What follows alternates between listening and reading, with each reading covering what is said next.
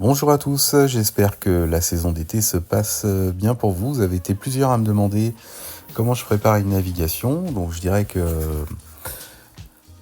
le premier truc à faire, c'est de checker la météo. Pour ça, il y a plein d'applis qui existent. Celle que j'utilise le plus, c'est Météo Consult. Mais je ne vais pas vous la présenter aujourd'hui. Là, on ira plutôt dans un premier temps sur Windy. Alors Windy, l'intérêt que ça a, c'est, vous voyez, là j'ai un curseur que je pointe à un lieu précis, à une heure donnée au jour choisi, et vous avez en haut à gauche la vitesse du vent avec sa direction. C'est plutôt précis, il y a plein de réglages qui existent dedans pour quand on est à quelques jours de la navigation, par exemple, choisir Arome qui a un maillage beaucoup plus fin. Donc l'idée de la navigation que je prépare, c'est une remontée de Royan à l'île de Ré pour aller à un mouillage sur l'île de Ré pour commencer voilà, mes petites vacances d'été. Là, vous voyez que si j'ai choisi cette journée-là, ça le faisait pas. Bon, il vaut mieux choisir dans cet exemple-là le 19 juillet, où là on voit je pars le matin, j'ai le vent qui est entre pré et vent de travers. Voilà. Je m'éloigne bien de la côte pour la passe ouest et après je remonte plein nord et au fur et à mesure je modifie les heures. On voit que là j'ai un vent de nord-ouest, donc pas de problème, je serai au pré pour remonter et là j'aurai le choix entre mouiller à l'Anse de Martret ou au sud de l'île de Ré, vu les conditions qu'ils annoncent. J'ai tout intérêt à mouiller au sud de l'île de Ré, près du pont, où c'est un mouillage plutôt bien protégé. Après, autre point intéressant, vous voyez tout ce que vous pouvez choisir sur l'appli, vous pouvez choisir la houle.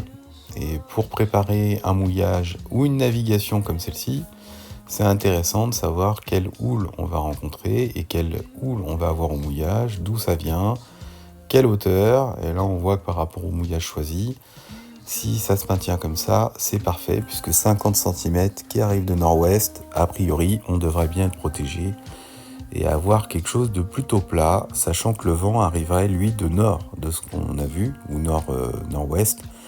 Donc, ça serait juste impeccable. Donc, voilà. Windy, super outil pour préparer des grosses naves. Après Navionics, vous me l'avez demandé aussi, comment faire un routage. Donc vous voyez, vous avez une fonction route en bas à gauche de l'écran. Vous appuyez dessus, vous choisissez soit automatique, dans ce cas-là vous n'avez que 2 waypoints à mettre, c'est le point de départ, le point d'arrivée, et l'outil le fait pour vous, à vérifier bien sûr, parce que lui il le fait comme un ordinateur. Donc là vous voyez j'ai choisi manuel, j'utilise plusieurs waypoints. À chaque fois que je fais un appui prolongé sur l'écran, ça positionne un waypoint.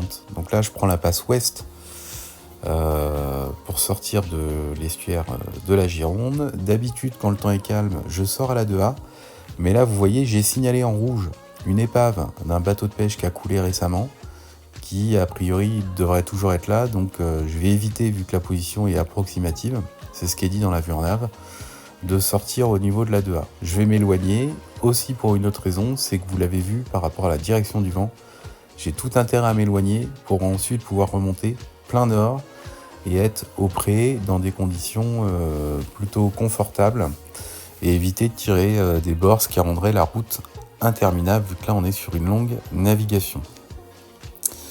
Autre avantage également de s'éloigner de la côte, c'est que vous avez tous les casiers de pêche. Il y a une forte activité pêche sur ce secteur. Et pour l'avoir fait plusieurs fois, c'est un vrai slalom. Et puis c'est un coup à se le prendre dans l'hélice ou autre chose, quoi. Voilà.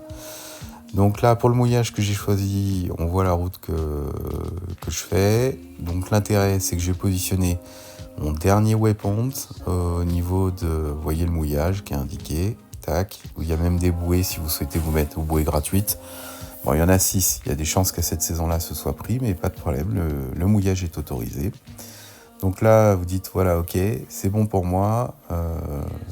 L'ensemble de mes waypoints sont posés, et Navionics vous calcule, clac, le nombre de milles, et vous avez vu sur l'écran avant, il y avait même la durée, 12 heures, qui est par rapport aux caractéristiques que j'ai rentrées. Moi, j'ai rentré que je faisais du 4 nœuds et demi de moyenne.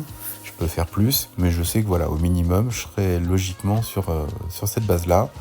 Donc 202 000 à parcourir, et l'avantage, c'est quand on clique en bas au milieu sur départ, que vous commencez votre navigation, au fur et à mesure, Navionics vous calcule en haut à droite le temps restant, soit jusqu'au prochain waypoint, soit jusqu'au point de destination final.